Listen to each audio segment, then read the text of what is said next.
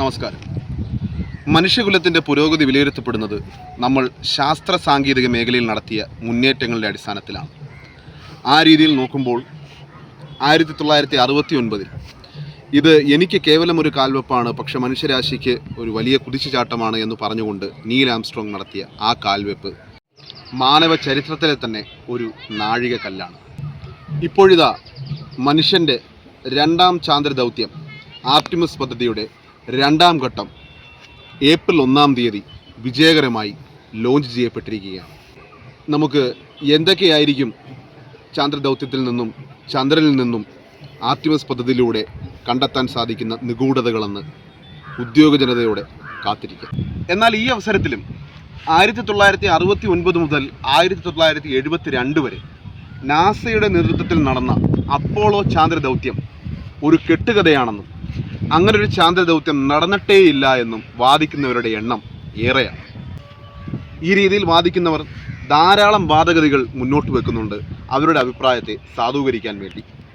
ഇതിൽ പല അഭിപ്രായങ്ങളും ശാസ്ത്രീയമായ വസ്തുതയുടെ അടിസ്ഥാനത്തിൽ ശാസ്ത്രജ്ഞർ ശാസ്ത്രലോകം പൊളിച്ചു നൽകിയിട്ടുണ്ട്. എന്തൊക്കെയാണ് ഇവരുടെ ചില വാദങ്ങളെന്ന് നമുക്കൊന്ന് പരിശോധിക്കാം. ആദ്യത്തേത്, അപ്പോളോ മിഷൻ്റെ ഭാഗമായി ബഹിരാകാശ ശാസ്ത്രജ്ഞർ ചന്ദ്രനിൽ ചെന്നിറങ്ങി അമേരിക്കയുടെ ഒരു കൊടി ചന്ദ്രനിൽ സ്ഥാപിക്കുകയുണ്ടായി. ഈ കൊടി കാറ്റത്താടി ഉലയുന്നതായി കാണപ്പെട്ടു അത്രേ. അന്തരീക്ഷമില്ലാത്ത ചന്ദ്രനിൽ കാറ്റിൻ്റെ അഭാവത്തിൽ എങ്ങനെയാണ് കൊടി പാറിപ്പറക്കുന്നതെന്നാണ് ഇക്കൂട്ടർ ചോദിക്കുന്നത്. എന്നാൽ ഇതിന് കൃത്യമായ ഉത്തരം ശാസ്ത്രലോകത്തിനുണ്ട്.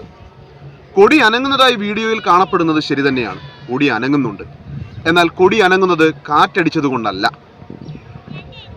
കൊടി കൈ പിടിച്ചിരുന്ന ബഹിരാകാശ ശാസ്ത്രജ്ഞരുടെ കൈകളുടെ അനക്കങ്ങളുടെയും കൊടി കുത്തപ്പെട്ട പ്രതലത്തിൻ്റെ അസന്തുലിതാവസ്ഥയുടെയും ഭാഗമായിട്ടാണ് കൊടി അനങ്ങുന്നതായി കാണപ്പെടുന്നത്. ഇത് കാഴ്ചയിൽ കാറ്റത്ത് ആടി ഉലയുന്നത് പോലെ തോന്നി എന്ന് മാത്രം. മറ്റൊരു വാദം ഇവർ മുന്നോട്ട് വെക്കുന്നത്, ചന്ദ്രനിൽ ബഹിരാകാശ ശാസ്ത്രജ്ഞർ നിൽക്കുന്ന രംഗങ്ങളിൽ എവിടെയും തന്നെ പശ്ചാത്തലത്തിലുള്ള കറുത്ത ആകാശത്തിൽ നക്ഷത്രങ്ങളോ മറ്റ് ഗ്രഹങ്ങളോ കാണപ്പെടുന്നില്ല. എന്നാൽ ഇതിനുള്ള വിശദീകരണം ചന്ദ്രനിൽ നിന്ന് വരുന്ന വെട്ടത്തിൻ്റെയും ആ വീഡിയോ ചിത്രീകരിച്ച ക്യാമറകൾ വെച്ചിരുന്ന പ്ലേസ് ചെയ്തിരുന്ന ആംഗിളുകളുടെയും കാരണം കൊണ്ടാണ് പശ്ചാത്തലത്തിലുള്ള ആകാശങ്ങളിൽ നമുക്ക് നക്ഷത്രങ്ങളെയോ ഗ്രഹങ്ങളെയോ കാണാൻ സാധിക്കാതിരുന്നത്. മറ്റൊരു വാദമെന്ന് പറയുന്നത്, ചന്ദ്രനിൽ നിന്നുണ്ടാകുന്ന റേഡിയേഷൻ നിമിത്തം ഒരു മനുഷ്യനും അത്രയും നേരം ചന്ദ്രൻ്റെ പ്രതലത്തിൽ അതിജീവിക്കാൻ സാധിക്കില്ല എന്നതാണ്. എന്നാൽ ശാസ്ത്രജ്ഞർ വളരെ കൃത്യമായി രേഖപ്പെടുത്തുന്നു, ചന്ദ്രനിൽ നിന്നും സ്വാഭാവികമായി ഉണ്ടാകുന്ന ഏതുതരം റേഡിയേഷനെയും തടയിടുന്ന രൂപത്തിലുള്ള കവചമായ സ്പേസ് സ്യൂട്ടുകൾ അന്ന് ചന്ദ്രനിൽ കാലുകുത്തിയ ശാസ്ത്രജ്ഞർ ധരിച്ചിരുന്നുവെന്ന്. ഇതുകൂടാതെ മറ്റ് ധാരാളം വാദങ്ങൾ ഈ സംശയാലുക്കൾ മുന്നോട്ട് വെക്കുന്നതിനെല്ലാം തന്നെ ശാസ്ത്രീയമായ വസ്തുതകളോടെ ശാസ്ത്രലോകം ഒളിച്ചടുക്കി കൊടുത്തിട്ടുണ്ട്. എന്നാൽ ഇതിലെല്ലാത്തിനും പുറമെ മറ്റൊരു വാദം കൂടി ഈ സംശയാലുക്കൾ മുന്നോട്ട് വെക്കുന്നുണ്ട്. അതൊരു പക്ഷേ ഒരൊറ്റ ശാസ്ത്ര വസ്തുതയിലൂടെ ഒളിച്ചെടുക്കാൻ പറ്റുന്ന ഒരു വാദമല്ല. അത് എന്ന് പറയുന്നത് 1969 മുതൽ 1972 വരെയാണല്ലോ അപ്പോളോ മിഷൻ നടന്നത്. അതിനുശേഷം ഏകദേശം 54 വർഷങ്ങൾ പിന്നിട്ട് കഴിഞ്ഞിരിക്കുന്നു. ഈ 54 വർഷ കാലയളവിനുള്ളിൽ എന്തുകൊണ്ടാണ് വീണ്ടും ഒരിക്കൽ കൂടി മനുഷ്യന് ചന്ദ്രനിൽ പോകാൻ സാധിക്കാതെ പോയത്?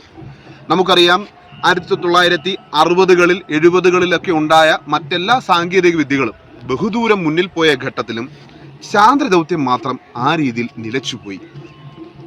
ഇത്രയും കാലത്തിനിടയിൽ ഒരിക്കൽ കൂടി ചന്ദ്രനിൽ പോകാനേ നമുക്ക് സാധിച്ചില്ല. അതിൻ്റെ അർത്ഥം 1969 നടന്ന ചാന്ദ്രദൗത്യം ഫേക്കാണ് എന്നുള്ളതാണ്. നമുക്ക് ചന്ദ്രനിൽ പോകാനുള്ള സാങ്കേതിക വിദ്യ ഉണ്ടായിരുന്നില്ല, അതിപ്പോൾ മാത്രമാണ് നമുക്ക് വികസിപ്പിക്കാൻ സാധിച്ചത്. അതുകൊണ്ടാണ് ഈ കാലതാമസം ഉണ്ടായിരിക്കുന്നത്, അല്ലാതെ മറ്റ് വിശദീകരണങ്ങളൊന്നും ഈ കാലതാമസത്തിനില്ല എന്ന് കൂട്ടർ വാദിക്കുന്നു. ഇതിനുള്ള മറുപടി എന്ന് പറയുന്നത്, ഞാൻ നേരത്തെ സൂചിപ്പിച്ച പോലെ ഏതെങ്കിലും ഒരു ശാസ്ത്ര വസ്തുതയുടെ പുറത്ത് നമുക്ക് ഡീബങ്ക് ചെയ്യാൻ പറ്റുന്നതല്ല, മറിച്ച് ഒരു ചെറിയ കഥാവിശദീകരണത്തിലൂടെ എന്തുകൊണ്ടാണ് ഈ കാലതാമസം സംഭവിച്ചതെന്ന് ഞാൻ നിങ്ങളോട് പറയാം.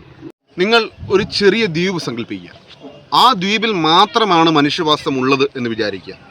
ദ്വീപിന് ചുറ്റും വലിയ ജലാശയമാണ്. ആ ജലാശയം കടന്നു ചെന്നാൽ അതിൻ്റെ അപ്പുറത്ത് മറ്റു ദ്വീപുകളുണ്ട്. മനുഷ്യൻ വസിക്കുന്ന ഈ ദ്വീപിന് ഏകദേശം അടുത്തായി ജലാശയം കഴിഞ്ഞ് മറ്റൊരു ചെറുദ്വീപുണ്ട് എന്നും കരുതുക. ഈ ചെറുദ്വീപിലേക്ക് എത്തുക എന്നുള്ളത് മനുഷ്യൻ്റെ ചിരകാല അഭിലാഷമാണ്. ആ അഭിലാഷ പൂർത്തീകരണത്തിനായി മനുഷ്യൻ തിടുക്കപ്പെട്ട് ഒരു ചെറിയ ചങ്ങാടം ഉണ്ടാക്കി ആ ചങ്ങാടത്തിലൂടെ ഈ ജലാശയം കുറുകെ മറികടന്ന് ആ ചെറുദ്വീപിലേക്ക് എത്തിച്ചേരുന്നു. മനുഷ്യന് വലിയ തോതിൽ സന്തോഷമുണ്ടാകുന്നു. ആ ചെറുദ്വീപിൽ നിന്നും മനുഷ്യൻ തിരികെ അവരുടെ ദ്വീപിലേക്ക് എത്തുന്നു. അപ്പോഴാണ് നാം ചിന്തിക്കുന്നത്, അല്ലെങ്കിൽ ആ ദ്വീപിലെ മനുഷ്യർ ചിന്തിക്കുന്നത്, മറ്റേ ദ്വീപിലേക്ക് എത്തിച്ചേരുക എന്നുള്ളത് മാത്രമായിരുന്നു നമ്മുടെ ഉദ്ദേശം. ഈ ചങ്ങാടം കൊണ്ട് നമുക്ക് ആകെ കഴിയുന്നത് അവിടേക്ക് എത്തുക എന്നുള്ളത് മാത്രമാണ്. ഈ ചങ്ങാടം ഉണ്ടാക്കാൻ തീർച്ചയായിട്ടും ഒരു അധ്വാനമുണ്ട്. ആ അധ്വാനത്തിൻ്റെ ഫലം എന്ന് പറയുന്നത് ആ ചെറുദ്വീപിലേക്ക് എത്താം, അവിടെ കുറച്ച് സമയം ചെലവഴിക്കാം, അതിനുശേഷം തിരികെ എത്താം എന്നുള്ളത് മാത്രമാണ്.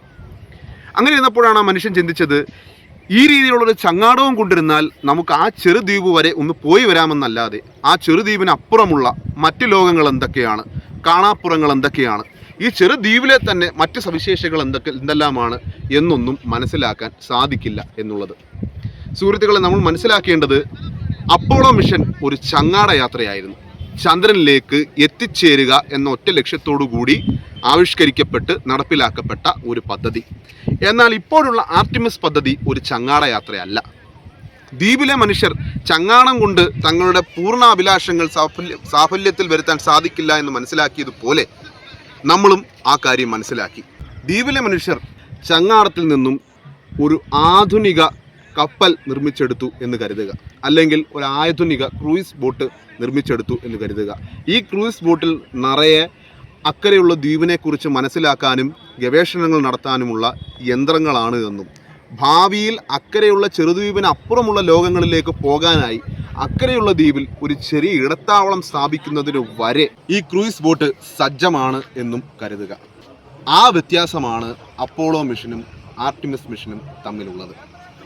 അപ്പോളോ മിഷൻ ഒരാഗ്രഹത്തിൻ്റെ പുറത്ത് ചന്ദ്രനിലേക്ക് എത്തുക എന്നുള്ള ഉദ്ദേശം മാത്രം അടിസ്ഥാനപ്പെടുത്തി ഉണ്ടാക്കിയ പദ്ധതിയാണെങ്കിൽ, ആർട്ടിമിസ് പദ്ധതി ചന്ദ്രനിൽ ഒരു ഇടത്താവളം സ്ഥാപിക്കാനും ഭാവിയിൽ ചന്ദ്രനിൽ നിന്നും പുറമേ, ചന്ദ്രനിൽ പ്രപഞ്ചം അവസാനിക്കുന്നില്ലല്ലോ, പ്രപഞ്ചം ഇങ്ങനെ നീണ്ടു നിവർന്ന് കിടക്കുകയല്ലേ, ചന്ദ്രനിൽ നിന്ന് ചൊവ്വയിലേക്കും അവിടെ നിന്ന് വ്യാഴത്തിലേക്കും അവിടെ നിന്ന് ഈ സൗരയൂഥത്തിന് പുറത്തേക്കും ഒക്കെ നമുക്ക് യാത്ര ചെയ്യണം. ആ യാത്രകൾക്കുള്ള ആദ്യ ചുവടുവെപ്പായിട്ടാണ് ആർട്ടിമിസ് പദ്ധതി ആവിഷ്കരിച്ചിരിക്കുന്നത്. അപ്പോൾ ചങ്ങാടത്തിൽ നിന്നും ക്രൂയിസ് ബോട്ടിലേക്ക് ഉള്ള വികാസത്തിൻ്റെ കാലതാമസമാണ് 1972 നിന്നും 2026 വരെ മനുഷ്യകുലം എടുത്തത് എന്നാണ് നാം മനസ്സിലാക്കേണ്ടത്.